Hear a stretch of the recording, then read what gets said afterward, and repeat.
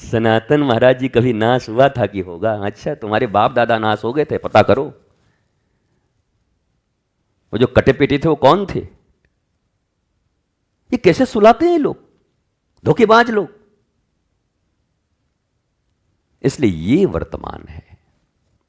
भगवान श्री कृष्ण का ये वृंदावन है, ब्रज है। साधना जरूरी है, आत्मज्ञान जरूरी है, पवित्रता जरूरी है, नाम लेना जरूरी है, नाम संकीर्तन जरूरी है।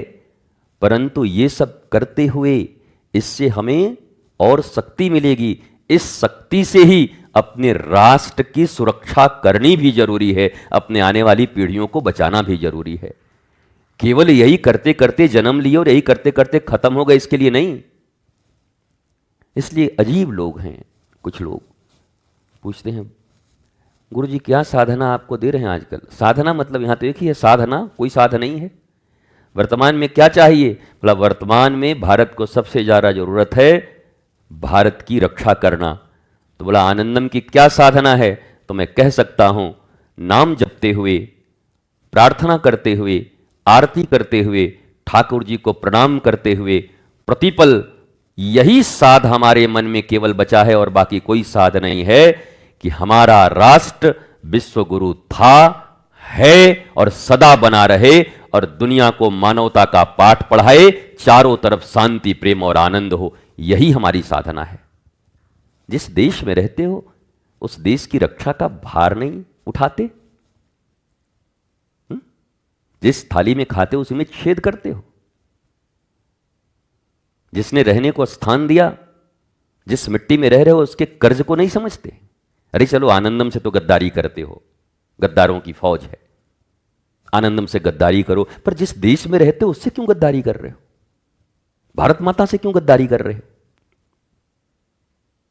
पर क्या करें, जिसके रक्त में गद्दारी हो हर जगह गद्दारी ही करेगा।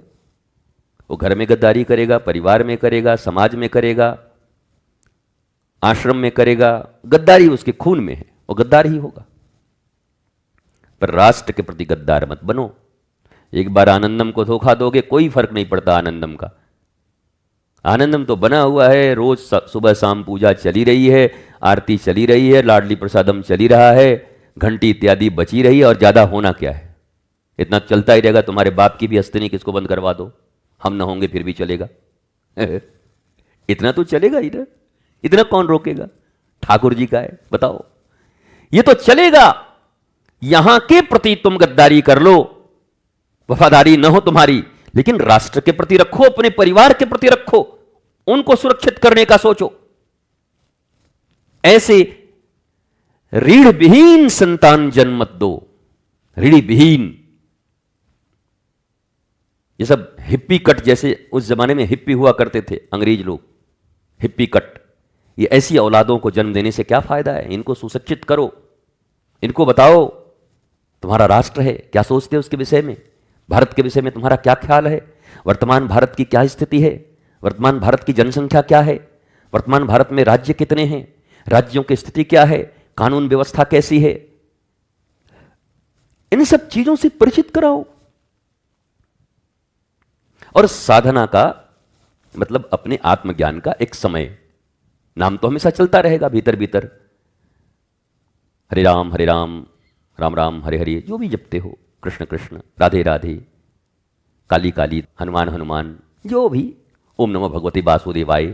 पर सबको याद करो कौन है वो वासुदेव, कौन है? श्री कृष्ण। जिनका भी नाम, दुर्गा दुर्गति नाशिनी,